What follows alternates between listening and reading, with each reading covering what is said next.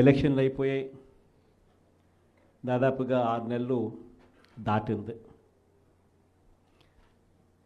6 నెలలు దాటిన పరిస్థితుల మధ్య మళ్ళీ పార్టీని మనం సమాయత్తం చేసే దిశగా అడుగులు వేస్తూ ఈరోజు అందరం కూడా ఇక్కడ కలుస్తూ ఉన్నాం. ప్రజలందరూ కూడా ఈరోజు నిలదీసే పరిస్థితిలోకి ప్రజలంతా వస్తూ ఉన్నారు. ఏమైనా 15,000 అని చెప్పి చిన్నపిల్లలు అడుగుతూ ఉన్నారు. ఏమైనా 18,000 అని చెప్పి వాళ్ళ అమ్మలు అడుగుతూ ఉన్నారు. ఏమైనా 48,000 అని చెప్పి ఆ అమ్మమ్మలు అడుగుతూ ఉన్నారు. ఏమైంది 36,000 అని చెప్పి చిన్నపిల్లలు ఉద్యోగం కోసం ఎదుగుతూ ఉన్న పిల్లలు అడుగుతూ ఉన్నారు. ఏమైంది 20,000 అని చెప్పి రైతన్నలు అడుగుతూ ఉన్నారు. వీళ్ళకి ఎవ్వరికీ కూడా చంద్రబాబు నాయుడు అనే వ్యక్తి, వాళ్ళ పార్టీకి సంబంధించిన క్యాడర్ సమాధానం చెప్పలేని పరిస్థితిలో వాళ్ళ పార్టీ, వాళ్ళ పెద్దలు అందరూ కూడా ఏం చేస్తూ ఉన్నారు? Diversion politics. ప్రతిరోజు ప్రతి నెల ఒక టాపిక్ తీసుకొస్తారు. ఏదో ఒక టాపిక్ తీసుకొచ్చి గోబల్స్ ప్రచారంలో భాగంగా ప్రతి ఒక్కడు దాన్ని అందుకుంటారు. ఓసారి తిరుపతి లడ్డు అంటారు, ఇంకొకసారి జూన్లో ఋషికొండ భవనాలు అన్నారు, జూలైలో శ్వేతపత్రాలు మదనపల్లి ఫైల్స్ అన్నారు, ఆగస్టులో ముంబై నటి నా పేరేం పేరు కాదాంబరి అన్నాడు, సెప్టెంబర్లో ప్రకాశం బ్యారేజీని బోట్లతో ఢీకొట్టి గేట్లను పడగొట్టాలని చెప్పి మనం ప్లాన్ చేసినామని అంటాడు. అక్టోబర్లో సరే ఇంకా ఎట్టాగ మీరు అంతా చూశారు, నా కుటుంబాన్ని తీసుకొచ్చినాడు. నవంబర్కి వచ్చేసరికి బడ్జెట్పై దృష్టి మళ్లించడానికి 14 లక్షల కోట్ల అప్పులు అని చెప్పి, డిసెంబర్లోకి వచ్చేసరికి ఇప్పుడు కొత్తగా మీరు అంతా మనం చూస్తూ ఉన్నాం, రేషన్ బియ్యం అంటానండి. ఇప్పుడు కొత్తగా కనిపిస్తూ ఉందా రేషన్ బియ్యం అని చెప్పి. ఇప్పుడు నాకు నిజంగా ఆశ్చర్యం అనిపిస్తుంది ఆ రేషన్ బియ్యం కథలీలు చెప్తా ఉన్నప్పుడు. ప్రభుత్వంలో ఎవరున్నారు అని, ప్రభుత్వంలో మనమున్నామా, ప్రభుత్వంలో వాళ్ళు ఉన్నారా అని నాకు అర్థం కాల. 7 నెలలు అయిపోయింది, దాదాపుగా 6.5 నెల అయిపోయింది వాళ్ళ ప్రభుత్వం వచ్చి. 6.5 నెల 7 నెలలు అవుతూ ఉంది వాళ్ళ ప్రభుత్వం వచ్చింది. ఎమ్మెల్యేలు వాళ్ళు, మంత్రులు వాళ్ళు, కలెక్టర్లు వాళ్ళు, జాయింట్ కలెక్టర్లు వాళ్ళు, పోలీసులు వాళ్ళు, ఎంఆర్ఓలు వాళ్ళ అధికారులే, చెక్ పోస్టులు వాళ్ళవి, అన్నీ వాళ్ళవే. ఇవన్నీ దాటుకొని మళ్ళీ పోర్టుకు వచ్చింతే పోర్టులో కస్టమ్స్ అధికారులు, పోర్టులో సిఐఎస్ఎఫ్ పోలీసులు, ఇవన్నీ కూడా వీళ్ళు పొత్తులో ఉన్న కేంద్ర ప్రభుత్వం మనుషులు. మరి ఇవన్నీ దాటుకొని ఏదైనా మెటీరియల్ బోటులోకి పోగలుగుతుందా? ఆశ్చర్యం ఏమిటంటే ఈయన పోయిన బోటు పక్కబోటే ఫైనాన్స్ మినిస్టర్, ప్రస్తుత ఫైనాన్స్ మినిస్టర్ పయ్యావుల కేశవ్ వాళ్ళ సొంత వియ్యంకుడిది, శ్రీనివాసరావు గారిని సొంత వియ్యంకుడిది, పట్టాభి రైస్ ఎక్స్పోర్ట్స్.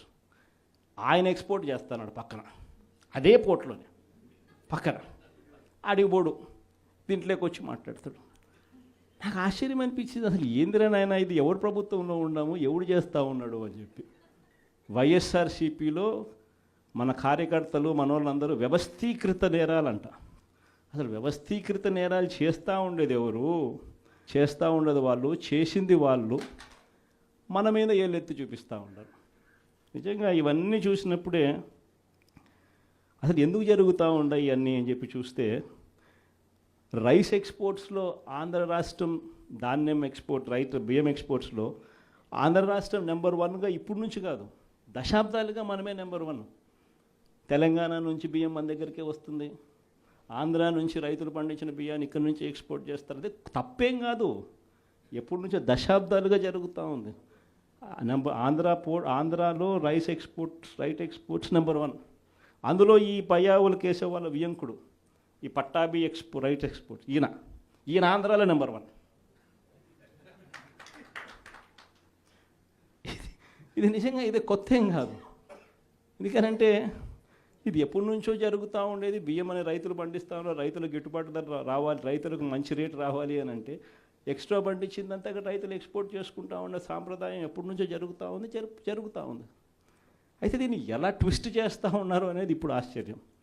మన ప్రభుత్వంలో డీలర్ల వ్యవస్థను మనం పక్కన పెట్టి ఇంటి వద్దకే బియ్యం సప్లై కింద మనం MDUs తీసుకొచ్చి, మొబైల్ డిస్పెన్సింగ్ యూనిట్లను తీసుకొచ్చి ఇంటి వద్దకే బియ్యం సప్లై తీసుకుపోయినాం.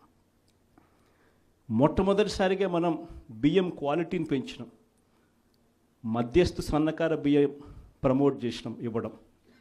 స్వర్ణ బియ్యం మీద తీసుకొచ్చి సాటెక్స్ చేసి 800 కోట్ల సంవత్సరానికి అదనపుగా ఖర్చు పెట్టి బియ్యంలో నూకల శాతం తగ్గించి సాటెక్స్ చేసి ప్రజలకు మంచి బియ్యం, తినగలిగిన బియ్యం ఇస్తే వాళ్ళు ఎదురు అమ్ముకునే పరిస్థితి ఉండదు అని చెప్పి దానికి ఫుల్ స్టాప్ పెట్టే కార్యక్రమం చేసింది ఎప్పుడైనా జరిగింది అంటే అది ఒక్క వైఎస్ఆర్సీపీ ప్రభుత్వ హయాంలోనే జరిగింది.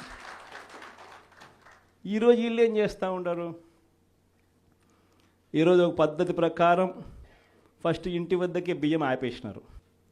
వాళ్ళకి ఇచ్చే బియ్యం ఇంతకుముందు మనం సాటెక్స్ చేసి మంచి క్వాలిటీ బియ్యం మనం ఇస్తూ ఉంటే, మధ్యస్థు సన్నకార బియ్యం సాటెక్స్ చేసి మనం ఇస్తూ ఉంటే ఈరోజు లేదు. ఈరోజు నిర్వీర్యం చేశారు. చేసి వీళ్ళు ఇవన్నీ చేస్తూ ఉండి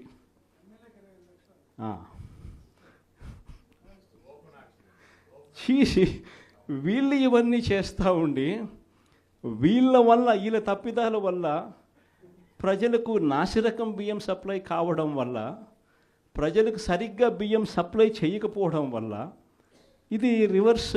ప్రజల దగ్గర నుంచి ఈ డీలర్లు కొనుక్కోవడం, ఈ డీలర్ల దగ్గర నుంచి ఎమ్మెల్యేలు తీసుకోవడం, ఎమ్మెల్యేల దగ్గర నుంచి ఎక్స్పోర్ట్స్. ఇది జరుగుతూ ఉండదు. ఇప్పుడు తప్పు వీళ్ళు చేస్తూ ఉండి ఇంకొకరి మీద ఏలెత్తి చూపిస్తారు. మన హయాంలో దళారీ వ్యవస్థను పూర్తిగా తీసేసి ప్రతి రైతుకు కనీస మద్దతు ధర ఖచ్చితంగా వచ్చేట్టుగా ఆర్బీకేలే వాళ్లకు పేమెంట్ స్లిప్స్ ఇచ్చేట్టుగా మన ప్రభుత్వంలో జరిగితే, రైతుకు ఏ మిల్లుకు తాను పోవాలి అనేది పూర్తిగా పక్కన పెట్టేసి పలాని మిల్లుకే మీరు పోవాలి అనేది తీసేసి రైతుకు మిల్లర్కు సంబంధం లేకుండా చేసిన పాలన మంది. ఆర్బీకే దగ్గరనే మీకు ఎంత రేటు వస్తుంది అని చెప్పి అక్కడే స్లిప్స్ ఇచ్చే కార్యక్రమం జరిగింది, మన హయాంలో జరిగింది. ఈరోజు ఏం జరుగుతూ ఉంది? రైతులు పంట చేతికి వచ్చేసరికి ఈ క్రాప్ లేదు, ఆర్బీకే వ్యవస్థ నీరు గారిపోయింది, ఆర్బీకే దగ్గర కొనుగోలు చేసేవాడు లేడు. సో రైతులు గత్యంతరం లేక మిల్లర్ల దగ్గరికి పోవడం, మిల్లర్లు 300 రూపాయలు 400 రూపాయలు తక్కువ రేటు కొనుగోలు చేయడం, ఇది ఇప్పుడు జరుగుతూ ఉంది. అన్ని రకాలుగా సర్వనాశనం చేస్తూ ఉన్న ఈ పరిస్థితుల మధ్య, ఈ డైవర్షన్ పాలిటిక్స్ మధ్య ఈరోజు మనం పార్టీ బలోపేతంతో పాటు ప్రజల తరపున మనం నిలబడడానికి ఏ రకమైన ఉద్యమం చేయాలి, ఎలా ఉద్యమాలు చేయాలి అని చెప్పి ఆలోచన చేయడానికి మనం అంతా కూడా ఈరోజు సన్నద్ధమైనాం.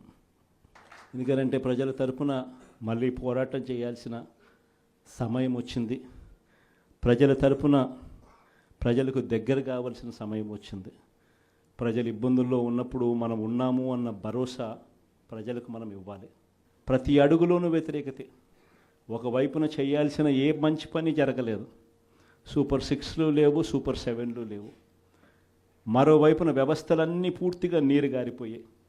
విద్యారంగం కానీ, వైద్య రంగం కానీ, వ్యవసాయ రంగం కానీ, డోర్ డెలివరీ కానీ, గవర్నెన్స్ కానీ. మరోవైపున చూస్తే బాధుడే బాధుడు. కరెంటు బిల్లులు ఈరోజు ముట్టుకుంటే ఈ నెల స్టార్ట్ అయింది. ఇంకా మొదటి డోసే 6,000 కోట్ల రూపాయలకు సంబంధించిన మొదటి డోసు ఈరోజు ఇచ్చినాడు ఈ నెల బిల్లులో. నవంబర్ నెల బిల్లు, డిసెంబర్ నెల బిల్లు, ఏ ఇంటికి వెళ్ళి కరెంటు బిల్లు ఎంత అని చెప్పి తేడా అడిగితే ప్రతి ఇంట్లో కూడా తేడా కనిపిస్తుంది. కనీసం 300 రూపాయలు పైన రేట్లు పెరిగినాయి. అది ఈ నెలే. రేపు నెల మరో 9,000 కోట్లు వేస్తున్నాడు. ఆ 9,000 కోట్ల భారం కూడా రేపు నెల బిల్లులో ఇంకా కనిపిస్తుంది. అంటే కరెంటు బిల్లులు ఇంకా షాక్ కొట్టే పరిస్థితిలోకి కరెంటు బిల్లులు వచ్చేస్తున్నాయి. ఒకవైపున బాధుడే బాధుడు. రోడ్ల మీద ట్యాక్స్ అంట. రోడ్ల మీద ట్యాక్స్ అట. ఆశ్చర్య కలిగించే విషయం ఏంటంటే రోడ్లు బాగు చేయడం కోసం రోడ్ల మీద ట్యాక్సులు వేసే కార్యక్రమం నేషనల్ హైవేస్ మీద మనం అంతో ఇంతో చూసినాం, కానీ గ్రామీణ రోడ్ల మీద కూడా రోడ్లు బాగు చేయడం కోసం రోడ్ల మీద ట్యాక్సులు వేసే బాదుడు కార్యక్రమానికి చంద్రబాబు నాయుడు గారు శ్రీకారం చుడతా ఉన్నారు.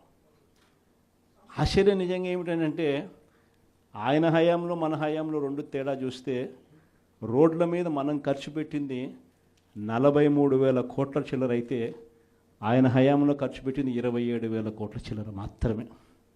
అక్కడ కూడా మనమే ఇన్ని సంక్షేమ పథకాలు చేస్తూ కూడా అక్కడ కూడా మనమే ఎక్కువ ఖర్చు పెట్టాం. ఈరోజు చంద్రబాబు నాయుడు గారి హయాంలో సంపద సృష్టి అని అంటే దాని అర్థం బాదుడే బాదుడు.